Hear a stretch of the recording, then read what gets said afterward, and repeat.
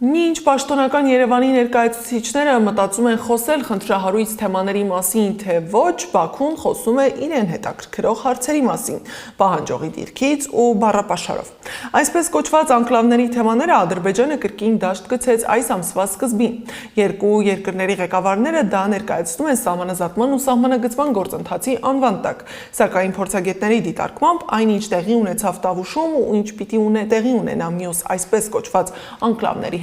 հեռու է դեմարկացիայի ու դելիմիտացիայի տրամաբանությունից։ Սահմանների հստակեցման գործընթացը ենթադրում է արդյոք մի վիճակ, երբ տան խոհանոցն ու սանհանգույցը տարբեր երկրների տարածքում են։ Սահմանների հստակեցման գործընթացը ենթադրում է արդյոք ինքնիշխան տարածքի օկուպացիա։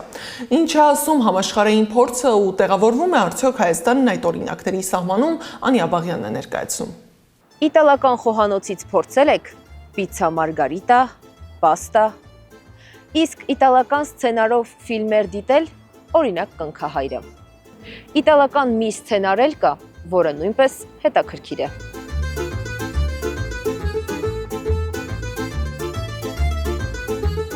Հռոմի սրտում ապրող աշխարհի ամենափոքր պետությունն է Վատիկանը, պետություն Իտալիայում իր օրենսդրությամբ, սահմաններով, սիմվոլներով։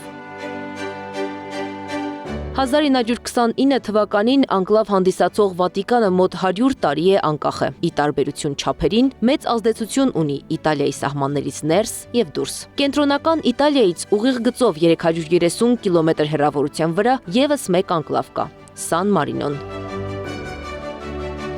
Աշխարհի ամենահին հանրապետություններից Սան Մարինոն լեռնային անկլավ է, 4 կողմից շրջապատված Իտալիայով, առանց դեպիծով ելքի։ Իտալական սցենարով մեկ հանրապետության տարածքում գոյություն ունի 3 ճանաչված պետություն՝ իրենց հատուկ օրենքներով, առաջնահերթություններով ու յուրահատկություններով։